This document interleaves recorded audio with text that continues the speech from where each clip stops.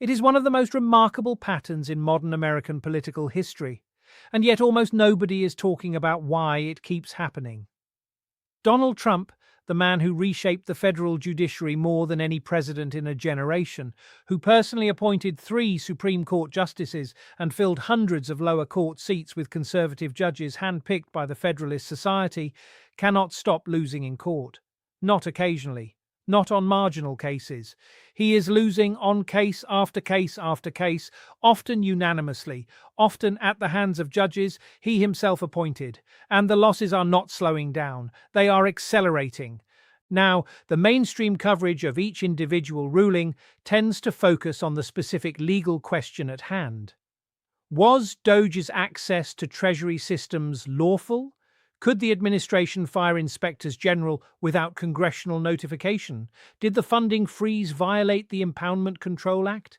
These are important questions, certainly, but treating each case as isolated misses the far more significant story hiding in plain sight.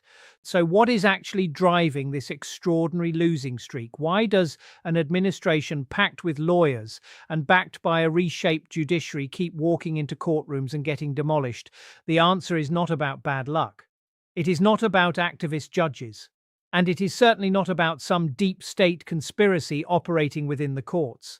The answer reveals something far more fundamental about how this administration understands power and how profoundly it misunderstands the law. By the end of this analysis, you will understand the structural reason Trump keeps losing, why his own judicial appointees are ruling against him, and what this pattern tells us about the administration's capacity to actually govern. Let us begin with the sheer scale of what has happened, because the numbers alone are staggering. Since returning to office, the Trump administration has faced legal challenges on dozens of executive actions, and the record is nothing short of catastrophic. Federal courts have blocked or struck down actions on immigration enforcement, funding freezes, agency restructuring, mass firings of civil servants, and attempts to dismantle regulatory bodies that have existed for decades. As of early 2026, independent legal trackers have documented that the administration has lost well over 100 significant federal court rulings. The win rate on challenged executive actions hovers somewhere around 15%, a number so low it would be considered a crisis in any competent legal operation. But the statistic that truly illuminates the problem is this one. A remarkable proportion of these losses have come at the hands of Republican-appointed judges, including Trump's own nominees. When Judge James Ho, a Trump appointee on the Fifth Circuit, widely regarded as one of the most conservative appellate judges in America, rules against you, it is no longer possible to credibly blame liberal judicial activism. When the Supreme Court, with its 6-3 conservative supermajority, declines to stay lower court injunctions blocking your policies, something more fundamental is wrong. The legal scholars tracking these cases have been remarkably consistent in their diagnosis. Samuel Issacharoff, a constitutional law professor at New York University, put it bluntly when he observed that the administration appears to be confusing political authority with legal authority. They believe that winning an election means they can do whatever they want, and they are genuinely surprised when courts tell them otherwise. This observation gets to the heart of the matter, and it is worth unpacking carefully because the distinction Issacharoff identifies is the key to understanding every single one of these losses. Consider how the administration has approached executive power. From the very first week back in office, the strategy has been to move fast, move aggressively, and treat legal constraints as obstacles to be bulldozed rather than parameters to be navigated. Executive orders have been drafted with an emphasis on political messaging rather than legal durability. Agency actions have been taken without the administrative procedures that courts have spent decades establishing as requirements. Personnel decisions have been made in ways that ignore statutory protections Congress specifically wrote into law to prevent exactly this kind of politicized purge. The pattern is unmistakable. The administration announces a dramatic action.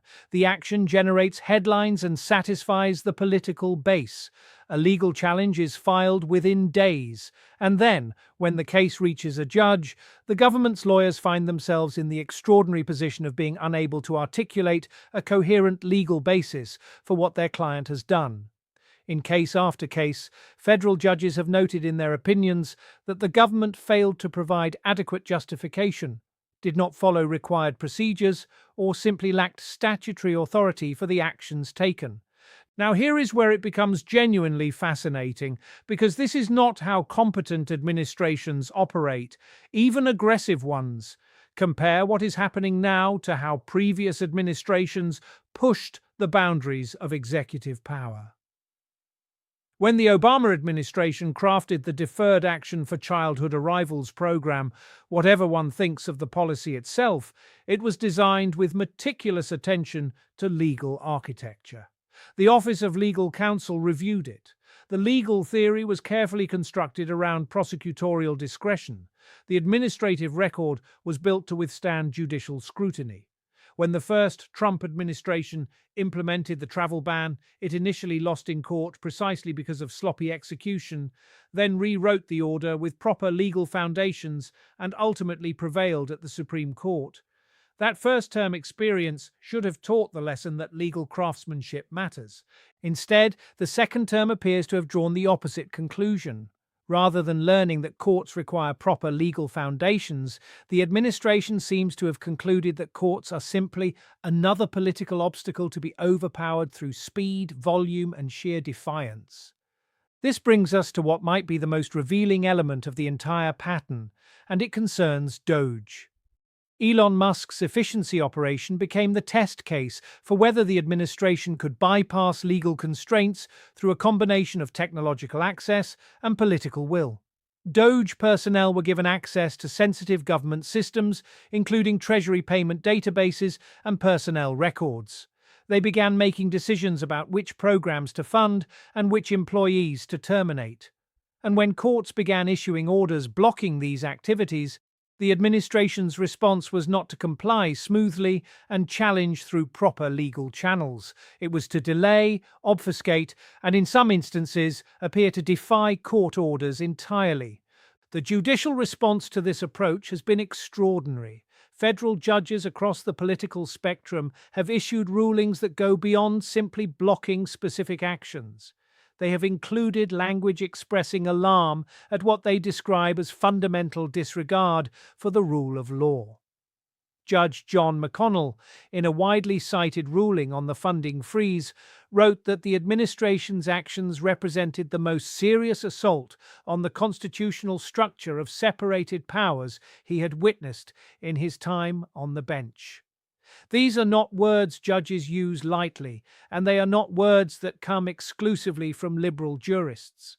You might be wondering why the administration's own appointees are proving so unreliable from the administration's perspective. The answer reveals a profound misunderstanding at the heart of the MAGA legal strategy.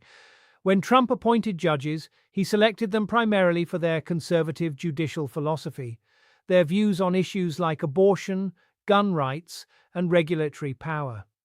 The Federalist Society pipeline that produced these nominations was built around specific substantive legal commitments. But here is what the administration apparently failed to grasp.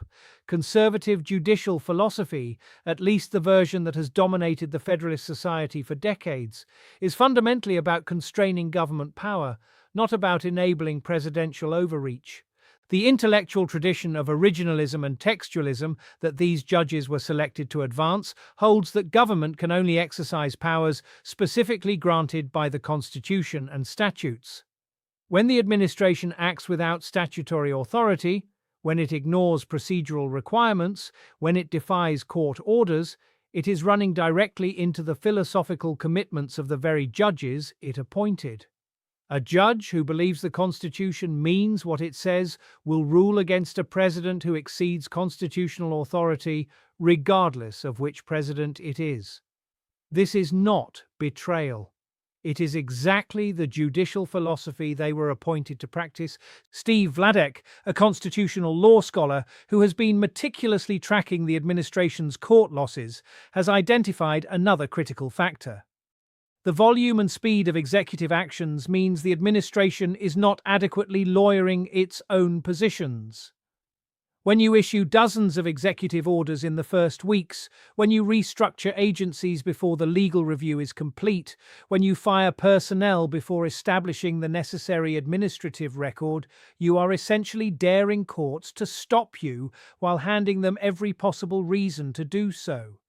The contrast with how other branches of the conservative legal movement operate could not be more stark. Organizations like the Alliance Defending Freedom or the Institute for Justice spend years carefully constructing test cases, selecting ideal plaintiffs, building exhaustive factual records, and choosing favorable jurisdictions. They win because they do the legal work. The Trump administration loses because it treats the legal work as an afterthought to the political announcement. Let us consider what this means for the administration's ability to actually implement its agenda, because the consequences extend far beyond individual policy defeats. Each court loss establishes precedent that constrains future action. Each failed legal argument narrows the range of available legal theories for similar future actions. Each judicial opinion describing administration overreach becomes ammunition for the next challenge to the next executive action. The administration is not merely losing individual battles, it is systematically weakening its own legal position for fights that have not yet begun. Moreover, the pattern of defiance and delay in responding to court orders is creating a separate and potentially more dangerous dynamic. Courts operate on the assumption that the parties before them will comply with their orders. When that assumption is tested, judges respond by issuing more detailed orders, imposing contempt sanctions, and interpreting future government actions with heightened suspicion. The administration's own behavior is training the judiciary to be maximally skeptical of every claim it makes and every action it takes. In litigation strategy, this is roughly equivalent to setting your own house on fire to stay warm. There is a broader geopolitical dimension to this that deserves attention as well. America's allies and adversaries are both watching this pattern with intense interest, albeit for very different reasons. For allies attempting to negotiate trade deals, security arrangements, or diplomatic agreements with Washington, the administration's inability to implement its own policies through legal channels creates fundamental uncertainty about whether any commitment the administration makes will actually survive judicial review. How do you negotiate a trade deal with a government whose own courts keep blocking its trade policies? For adversaries, particularly China, the spectacle of an American president unable to execute his own agenda despite controlling both chambers of Congress and the judiciary represents a form of strategic intelligence that no espionage operation could provide. Every court loss signals to Beijing that American governance is in a state of dysfunction that limits the country's capacity for sustained strategic competition. One does not need to be a geopolitical analyst to understand that a country whose government is at war with its own courts is not a country operating at full capacity on the world stage. The administration's response to this losing streak has itself been revealing. Rather than adapting its approach to legal realities, the dominant strategy has been to attack the judiciary itself. Rhetoric about rogue judges, activist courts, and the need for judicial reform has escalated steadily. There has been open discussion of defying court orders, of stripping courts of jurisdiction, and of using the political process to punish judges who rule against administration priorities. This response confirms, rather than addresses, the underlying problem. The administration genuinely does not appear to understand why it is losing.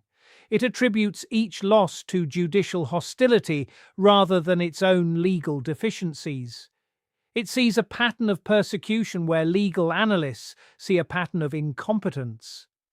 And because it misdiagnoses the cause, it proposes solutions that would make the problem worse rather than better.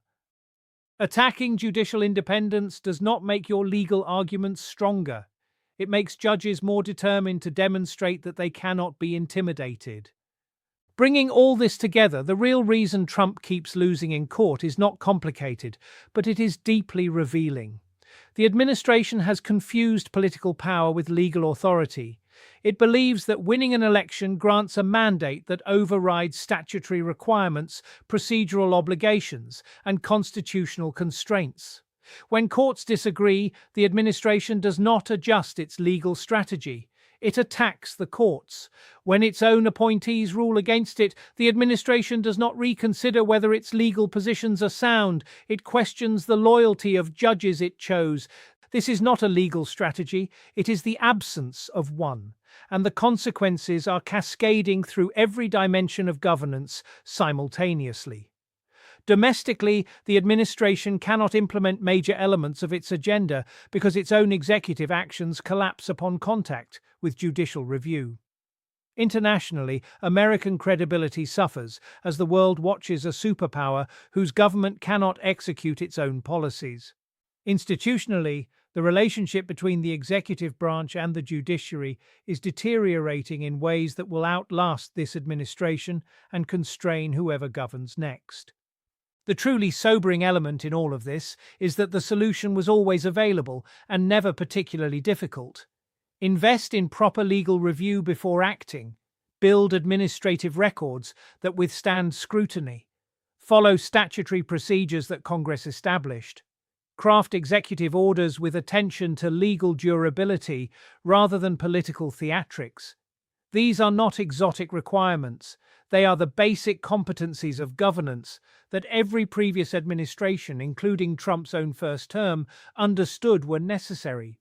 Instead, what we are witnessing is an administration that would rather lose in court and blame judges than win in court by doing the legal work. It is an approach that mistakes aggression for strength and confuses the ability to sign an executive order with the ability to make it stick. The courts, including the conservative courts this president personally shaped, are rendering a verdict not merely on individual policies, but on an entire theory of governance. And that verdict, delivered repeatedly and with increasing firmness by judges across the ideological spectrum, is that in America, the law still applies to the president.